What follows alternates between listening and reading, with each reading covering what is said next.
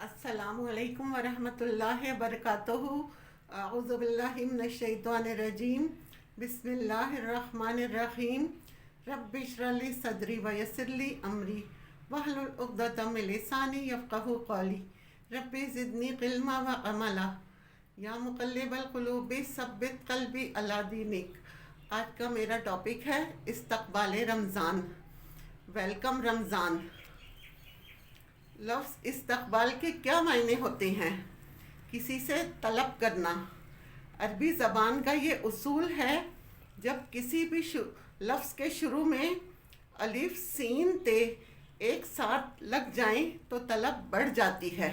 مزید ڈسکس کرنے سے پہلے اس ویڈیو کو لائک کریں، شہناز مقصود چینل کو سبسکرائب کریں اور بیل آئیکن کو ضرور کلک کریں۔ تو استقبال رمضان کیا ہے؟ آپ محبت کی قبولیت کی اور ایک اپنائیت ہم سب محسوس کرتے ہیں۔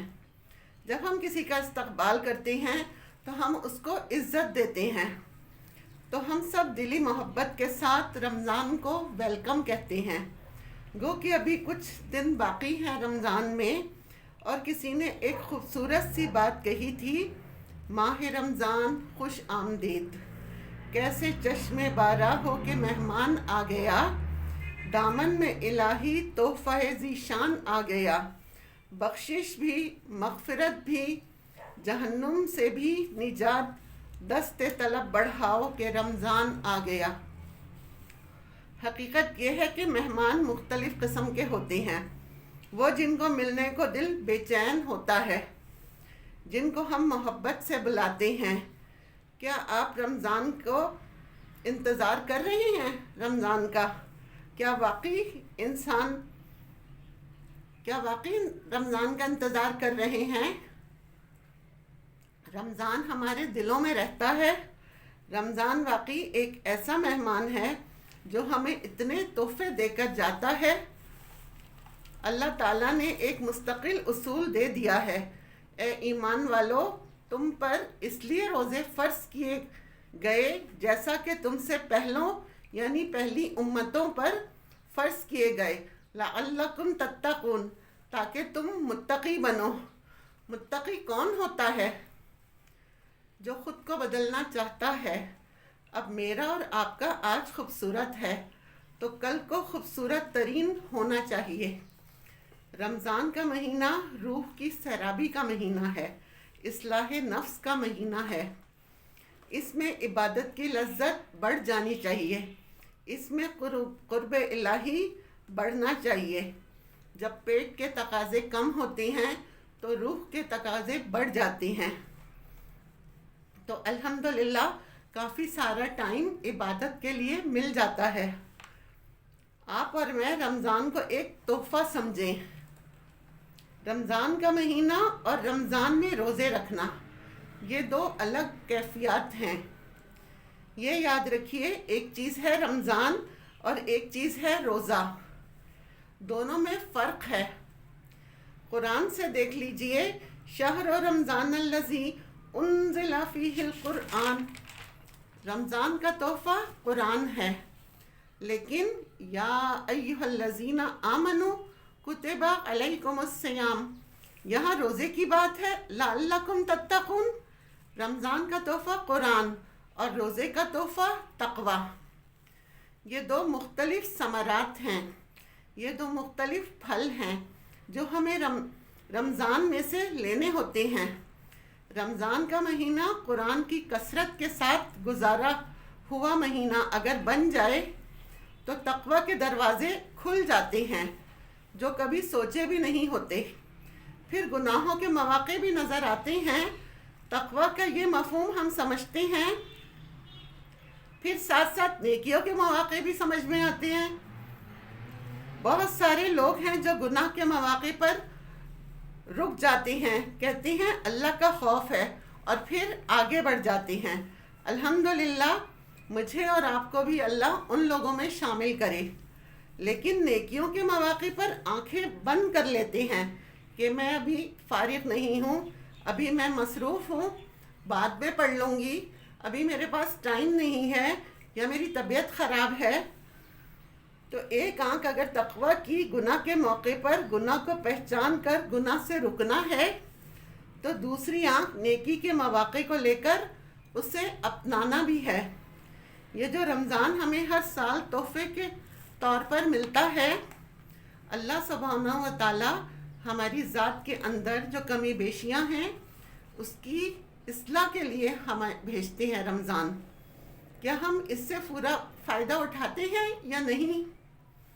اگر آپ کسی کو کوئی گفٹ دیں تو آپ کی کیا خواہش ہوتی ہے کہ وہ اسے استعمال کرے، اسے پسند آئے۔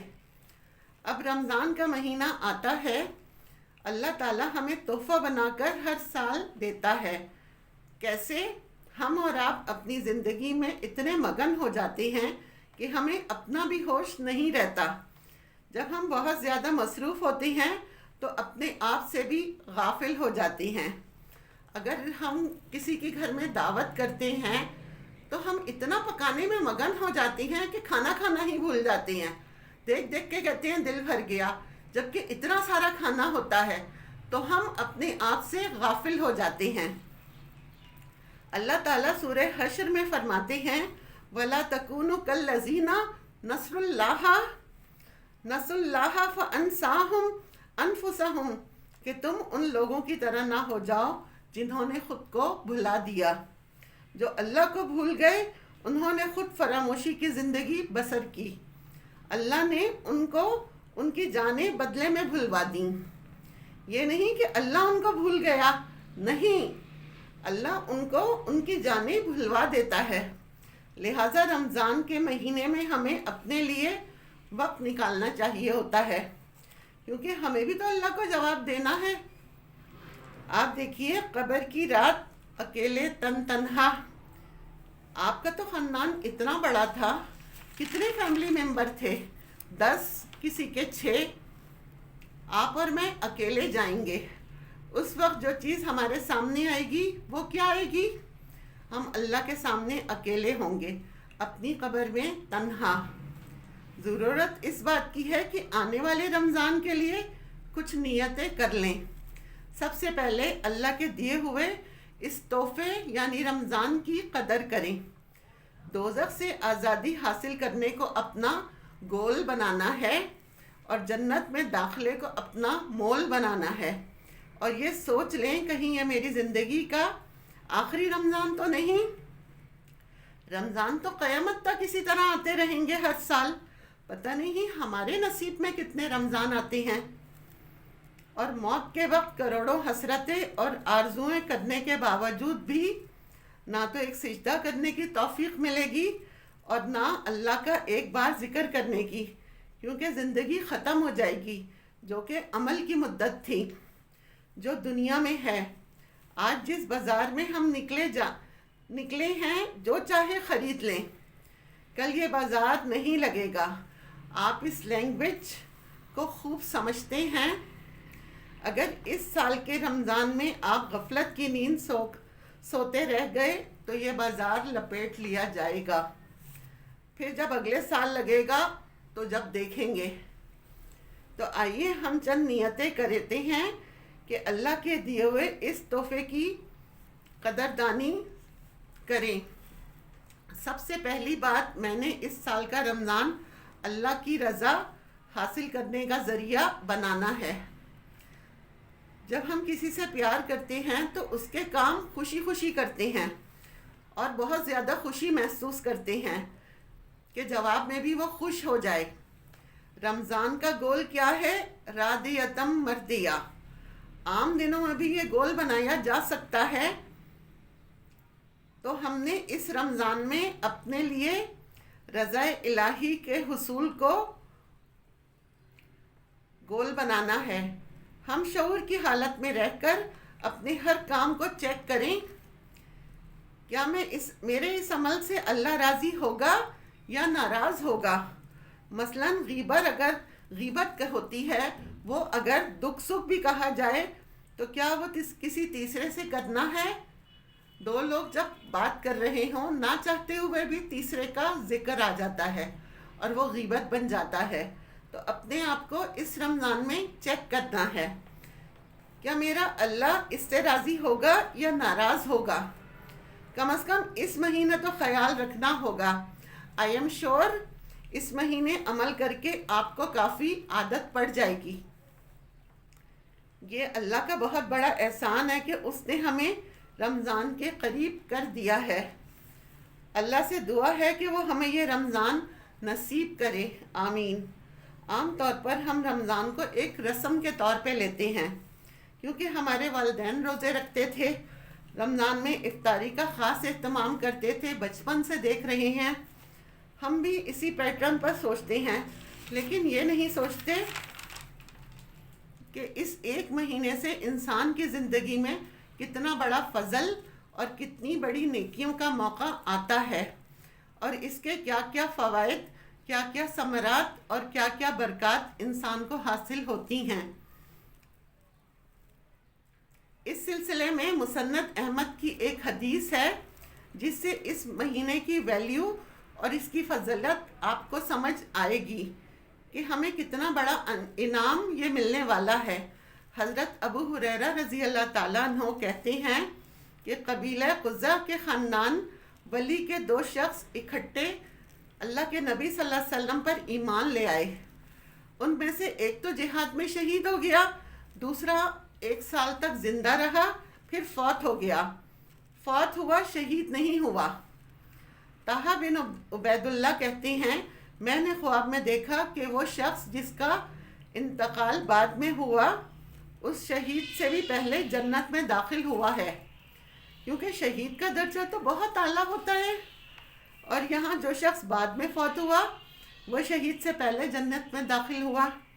صبح میں نے رسول اللہ صلی اللہ علیہ وآلہ وسلم کو یہ خواب سنایا تو اللہ کے رسول صلی اللہ علیہ وسلم نے جواب دیا کہ اس نے اس سال رمضان کے روزے نہیں رکھے اور سال بھر کی رکعتیں نہیں پڑھیں، یعنی 1 سال کی رمضان کے روزے اور اس 1 سال کی رکعتیں اس شخص کو شہید سے بھی آگے لے گئیں۔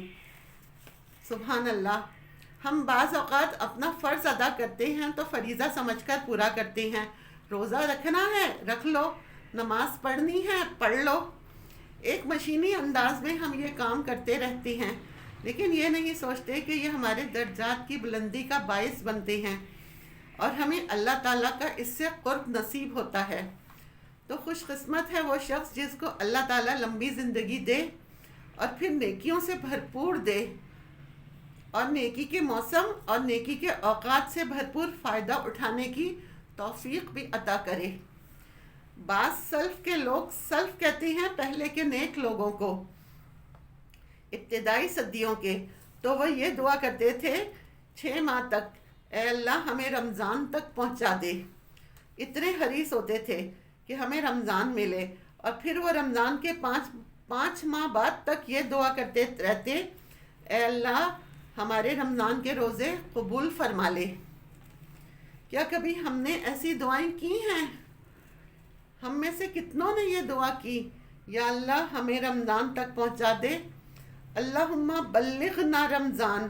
وہ اس لیے یہ دعا کرتے تھے، وہ اس کی برکتوں اور اس کے فائدوں کو سمجھتے تھے، اس میں ملنے والے انعامات کو سمجھتے تھے۔ پھر جب رمضان داخل ہو جاتا تو اللہ تعالیٰ سے یہ دعا فرماتے کہ انہیں اس میں عمل صالح کرنے کی توفیق عطا فرمائے، اور جب رمضان ختم ہوتا تو پھر دعا کرتے کہ جو کچھ بھی میں نے اس رمضان میں کیا یا اللہ اسے قبول فرما لے، کیونکہ یہ اللہ کے سچے بندے ہوتے ہیں، ایمان والے بندے ہوتے ہیں۔ وہ نیکی کرنے کے بعد کبھی فخر اور غرور محسوس نہیں کرتے، بلکہ وہ پھر بھی ڈرتے رہتے ہیں کہ جو کچھ ہم نے کیا ہے کیا پتہ وہ اللہ نے قبول بھی کیا ہے کہ نہیں۔ سورۃ المومنون میں آتا ہے والذین یؤتون ما آتوا وقلوبهم وجلة انہم الی ربہم راجعون اولئک یسارعون فی الخیرات وہم لہا سابقون۔ اور وہ کہ جنہوں نے جو دیا اس حال میں دیتے ہیں کہ ان کے دل ڈرنے والے ہوتے ہیں، وہ یقیناً اپنے رب ہی کی طرف لوٹنے والے ہیں۔ یہ وہ لوگ ہیں جو نیکی کے کاموں میں جلدی کرتے ہیں، اور یہی ان کی طرف آگے نکلنے والے ہیں۔ پھر جب رمضان آتا ہے تو اس کے آنے سے پہلے ہی اس کا استقبال کرنا چاہیے، یعنی اس کو ویلکم کہنا چاہیے، اس کے لیے تیاری کرنی چاہیے۔ ابو بکر البغی کہتے ہیں ماہ رجب کھیتی لگانے کا مہینہ ہے، ماہ شعبان کھیتی کو پانی لگانے کا، اور ماہ رمضان کھیتی کاٹنے کا، یعنی رجب اور شعبان سے ہی تیاری ہمیں شروع کر دینی چاہیے تاکہ رمضان میں پوری تیاری کے ساتھ ہم داخل ہوں اور ہمارا کوئی بھی وقت جو ہے وہ ضائع نہ ہو، یعنی مائنڈلی ہمیں پریپریشن پہلے سے کر لینی چاہیے۔ وہ یہ بھی کہتے ہیں ماہ رجب کی مثال ہوا کی طرح ہے، ماہ شعبان کی بادلوں کی طرح، یعنی پہلے ہوا چلتی ہے پھر اس کے بعد بادل آتے ہیں، اور ماہ رمضان کی مثال بارش جیسی ہے۔ اور جس نے رجب اور شعبان میں نہ کھیتی بوئی نہ پانی ڈالا تو وہ رمضان میں کیسے کھیتی کاٹے گا؟ پھر وہ رمضان اس طرح نہیں گزار سکے گا جس طرح تیاری کے ساتھ جو شخص رمضان میں داخل ہوتا ہے۔ ہماری تیاری کیا ہوتی ہے؟ گھر کی صفائیاں کر لیں، گروسری کر لیں، یہ کام نمٹا لیں، لیکن اسلاف گھروں کو صاف کرنے کے ساتھ ساتھ کیا کرتے تھے؟ وہ اپنے دلوں کو بھی صاف کرتے تھے۔ وہ رمضان میں اس طرح داخل ہوتے تھے کہ ان کے دل میں کسی کی طرف سے کوئی بغض، کینہ، نفرت نہیں ہوتی تھی۔ کیا میں اور آپ یہ کرتے ہیں؟ ہمیں اپنا جائزہ لینا چاہیے۔ یہ ہوتی تھی ان کی رمضان کی تیاری۔ اور یہ سب کچھ کیسے نکلتا ہے دلوں سے؟ جب دلوں کے اندر ایمان راسخ ہو جاتا ہے۔ اسی لیے رسول اللہ صلی اللہ علیہ وآلہ وسلم نے فرمایا جس نے رمضان کے روزے حصول ثواب کے لیے ایمان کی حالت میں رکھے تو اس کے پچھلے تمام گناہ معاف ہو جائیں گے۔ گویا اس سے پورا فائدہ اٹھانے کے لیے ایمان کی تجدید کی ضرورت ہے۔ ہمیں اپنے ایمان کو تازہ کرنا ہے اور اپنی نیتوں میں اخلاص پیدا کرنا ہے کہ ان روزوں سے ہمارا مقصد ڈائٹنگ کرنا نہ ہو یا صحت اچھی کرنا نہ ہو، وہ تو ہو ہی جائے گی، وہ تو اس کی بائی پروڈکٹ ہے۔ اصل مقصد کیا ہے کہ ہمارا ایمان اور زیادہ مضبوط ہو جائے اور ہمیں اللہ سبحانہ و تعالیٰ کے ہاں اس کا اجر و ثواب ملے۔ اگر ہم رمضان کی تیاری کرنا چاہتے ہیں تو اس کے لیے ایمان میں سچائی کی ضرورت ہے، ایمان کی تجدید کی ضرورت ہے، اس لیے کیونکہ اعمال کی قبولیت کی بنیاد ہی ایمان پر ہے۔ جتنا اچھا ایمان ہوگا، جتنا مضبوط ایمان ہوگا اور جتنا پکا ایمان ہوگا اتنا ہی عمل کا اجر و ثواب بڑھ جائے گا، کیونکہ نبی صلی اللہ علیہ وسلم نے رمضان کی جزا اور روزے کی جزا کو اور رات کے قیام کو ایمان اور احتساب پر مرتب کیا ہے اور ثواب حاصل ہونے کی شرط بتائی ہے۔ جس نے ایمان اور احتساب اور ثواب کی نیت سے روزے رکھے اس کے پچھلے سارے گناہ معاف ہو جائیں گے۔ وہ گناہ جو بالغ ہونے کی عمر میں کیے، وہ گناہ جو بلوغت کے بعد کیے، وہ گناہ جو جوانی میں کیے اور پھر بڑھاپے تک جو گناہ ہوتے رہے، وہ گناہ جو پچھلے رمضان کے بعد کیے، وہ گناہ جو پچھلے مہینے کیے، وہ سارے کے سارے بالکل صاف ستھرے ہو جائیں گے۔ جب رمضان میں ایمان کے ساتھ داخل ہوں گے، ایمان کی مضبوطی کے ساتھ، کیونکہ کوئی بھی نیکی ایمان کی مضبوطی کے بغیر قبول نہیں ہوتی۔ سورۃ الحدید میں اللہ تعالیٰ فرماتے ہیں آمنوا باللہ ورسولہ وانفقوا مما جعلکم مستخلفین فیہ فالذین آمنوا منکم وانفقوا لہم اجر کبیر۔ اللہ اور اس کے رسول پر ایمان لاؤ، یہ کس سے کہا جا رہا ہے؟ ایمان والوں سے۔ اسی طرح ایک اور جگہ آتا ہے یا ایھا الذین آمنوا آمنوا، اے لوگو جو ایمان لائے ہو ایمان لے آؤ، یعنی گویا ایمان لانے والوں کو بھی پھر سے ایمان لانے کی ضرورت ہے، پھر سے اپنے ایمان کو تازہ کرنے کی ضرورت ہے۔ اور یہاں سورۃ الحدید میں یہی کہا جا رہا ہے اللہ اور اس کے رسول پر ایمان لاؤ اور ان چیزوں میں سے خرچ کرو جن میں سے اس نے تمہیں پہلوؤں کا جانشین بنا دیا. پھر وہ لوگ جو تم میں سے ایمان لائے اور انہوں نے خرچ کیا ان کے لیے بہت بڑا اجر ہے. یعنی پہلے ایمان کی دعوت، پھر عمل کی دعوت، اور پھر جو ایمان لے آئے فالذین آمنوا منکم وانفقوا لہم اجر کبیر. جو لوگ تم میں سے ایمان لائے اور جنہوں نے خرچ کیا تو ان کے لیے بہت بڑا اجر ہے. تو گویا اجر کب ملے گا؟ چاہے خرچ کرنا ہو، چاہے روزے رکھنے ہو، چاہے قیام اللیل کرنا ہو، جب ایمان ہوگا، یقین ہوگا. اس سے پتہ چلتا ہے ایمان کا ہونا اور درست ایمان کا ہونا یہ لازمی شرط ہے اعمال کی قبولیت کے لیے. کیوں؟ اس لیے ویسے تو لوگ ایمان تو لانے کا دعویٰ کرتے ہیں، لیکن ساتھ ہی وہ شکوک و شبہات کا شکار بھی ہوتے رہتے ہیں. ان کے دل میں اللہ کے بارے میں شک و شبہ ہوتے ہیں، اور آج کی نیو جنریشن کا تو حال اللہ تعالیٰ ہی جانتا ہے. ان کے دلوں میں اسلام کے بارے میں، اللہ کے بارے میں، رسول کے بارے میں اور اوورآل پورے دین کے بارے میں اس قدر شکوک و شبہات ہیں. شک ایمان کے منافی ہے.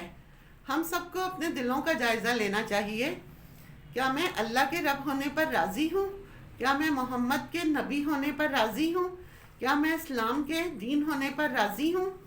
مطمئن ہوں، خوش ہوں؟ یہ بالکل سچ اور حقیقت ہے، اس میں کوئی شک نہیں ہے. اور پھر اللہ تعالیٰ کی رضا کے لیے سارے کام کیے جائیں. جو اللہ تعالیٰ کی ذات پر ایمان رکھتے ہیں، چاہے عمل چھوٹا سا ہی ہو، وہ اعلیٰ درجہ پا جاتا ہے. اللہ کے نبی صلی اللہ علیہ وسلم کے زمانے میں منافقین نماز بھی پڑھتے تھے اور روزے بھی رکھتے تھے، صدقات بھی دیتے تھے، کچھ جنگوں میں شریک بھی ہو جایا کرتے تھے، لیکن ان کے دل شکوک و شبہات کا شکار تھے. ان کے دلوں میں خالص ایمان نہیں ہوتا تھا، ڈاؤٹ کا شکار تھے. ہمیں بھی اپنے ڈاؤٹ کو کلیئر کرنا ہے. ہمیں اللہ کے بارے میں اپنا گمان اچھا رکھنا ہے. اللہ ہی سے شکوے شکایتیں نہیں کرنی کہ صرف ہم شکوے شکایتیں کرتے رہیں. ناراض نہیں ہونا کیونکہ ہم اس کو اپنا رب مان چکے ہیں. اسی طرح نبی صلی اللہ علیہ وسلم کے بارے میں کسی قسم کی شکوک و شبہات نہیں ہونے چاہیے کہ انہوں نے یہ فرما دیا اور ہمیں مشکل ہو رہی ہے عمل کرنے میں. اسی طرح قرآن کی کسی ایک آیت اور ایک بھی لفظ کا انکار نہیں کرنا چاہیے، اس کا پورا لینا چاہیے. جیسا فرمایا ویسا قبول کرنا چاہیے. یہ ہمارے ایمان کا تقاضا ہے. اسی طرح مرنے کے بعد قبر کے حساب، پھر حشر کے دن کے سارے کام ہیں، اور پھر جنت اور دوزخ، ان کے بارے میں بھی ہمارے دل میں کوئی شک و شبہ نہیں ہونا چاہیے. الحمدللہ ہم ایمان کی حالت میں پیدا ہوئے. آج ہماری نسلیں، ان کو جو ماحول مل رہا ہے، ہمیں اپنے بچوں کے ساتھ بیٹھ کر ان کے ایمان کو جانچنا چاہیے کہ وہ کس لیول کا ہے. اللہ تعالیٰ قیامت کے دن ہر ایک کو اس کا پورا حق دے دے گا. اللہ نے دنیا میں ہمیں جو کچھ بھی دیا ہے اس میں سے سب سے بڑی نعمت قرآن کی ہے. رمضان اور قرآن، اس میں بہت سملیرٹی ہے. انسان رمضان میں ٹائم مینیج کر کے چلتا ہے. مومن کی زندگی میں ٹائم کلر نہیں ہوتا. آپ اپنے گھر کے کام رمضان میں مینیج کریں. ہمارے اور غیر مسلموں کے روزوں میں فرق سحری کا ہے، کیونکہ غیر مسلم جو ہے وہ سحری نہیں کرتے، اور سحری میں برکت ہے. جب آپ سحری کریں تو یہ نیت کریں، یا اللہ میں تیری رضا کے لیے کر رہی ہوں. کچھ نیکیاں ایسی ہوتی ہیں کہ اس کے اشتہار چھپ جاتے ہیں. آپ نے اللہ کی رضا کے لیے کوئی ایک خفیہ کام کرنا ہے، کسی کی خفیہ مدد کر دیں اور اس کا ذکر نہ کریں. جب بندے کو رب دیتا ہے یہ بڑی بات ہے. جن عورتوں کی دنیا میں شادی نہیں ہوئی، جو ان میرڈ رہ گئی ہیں یا شادی نہیں نبھ سکی، اور جن کے شوہر کا انتقال ہو گیا اور وہ جنت میں نہیں جا سکے، ایسی تمام عورتوں کو اللہ تعالیٰ ان کی پسند کے شوہر عطا فرمائے گا. اللہ ہماری چاہت دیکھتا ہے. ہمیں دنیا میں اللہ کی پسند اپنانی ہے، پھر وہاں اللہ ہماری پسند کے مطابق ہمیں عطا کرے گا. یہ دنیا رب چاہی اور وہ دنیا من چاہی. وہاں من چاہی چیزیں ملیں گی، لیکن یہاں وہ لے لیجئے جو رب چاہے۔ اگر ہم یہ چاہتے ہیں کہ دنیا بھی ہماری پسند کی ہو تو اللہ کی پسند کو اپنی پسند بنا لیں، چوائس بدل لیں۔ مثلا جب کوئی عورت شادی ہو کر جاتی ہے تو عورت اور مرد کی چوائس میں فرق ہوتا ہے، وہ اسے بھی اپناتی ہے، سسرال والوں کی چوائس میں رچ بس جاتی ہے۔ اللہ نے ہمارے لیے جینے کا ایک خوبصورت ڈھنگ چوز کیا ہے۔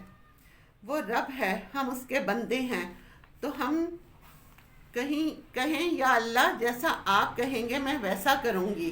یہ ہے راضیتم مردیہ، جو رب کی رضا پر راضی ہو گئے، جنت میں جانے سے پہلے یہ خوشخبریاں انہیں ملتی ہیں۔ روزہ جو ہے وہ ایک مخفی عبادت ہے، جبکہ ہر عبادت کی کوئی نہ کوئی ظاہری شکل ہوتی ہے، جیسے نماز، روزہ، حج، زکوٰۃ۔ لیکن روزہ جو ہے وہ ایک مخفی عبادت ہے۔ اسی طرح اگر کہیں سیل لگی ہو اور کسی برانڈ کی کپڑے مل رہے ہوں، یہ سن کر لوگ پہنچ جاتے ہیں اور وہاں پر رش لگ جاتا ہے اور ایک دوسرے کو بار بار بتا رہے ہوتے ہیں، سارے لوگ جمع ہو جاتی ہیں۔ یہ رمضان بھی لوٹ سیل ہے، جہاں ایک نفل کا ثواب فرض جتنا اور ایک فرض کا ثواب 70 فرضوں جتنا ہے، اور ہر عبادت کے درجات اور اجر و ثواب زیادہ ہے، تو ہمیں اس پر فوکس کرنے کی ضرورت ہے۔ رمضان ہم اللہ کی رضا کے لیے حلال چیز کھانے سے پرہیز کرتے ہیں۔ کھانا اور پینا یہ حلال چیزیں ہیں، کیا میں اور آپ چھپ کر کھا سکتے ہیں؟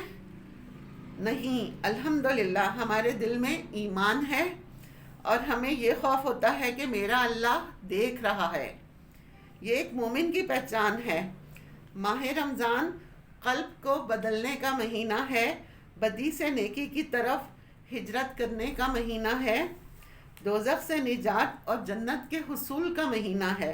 رمضان المبارک اللہ کی رضا کا طالب بناتا ہے۔ رمضان اس درخت کی مانند ہے جس پر لوگ پتھر پھینکتے ہیں اور وہ جواباً پھل گراتا ہے۔ قیامت کے دن روزہ سفارش کرے گا۔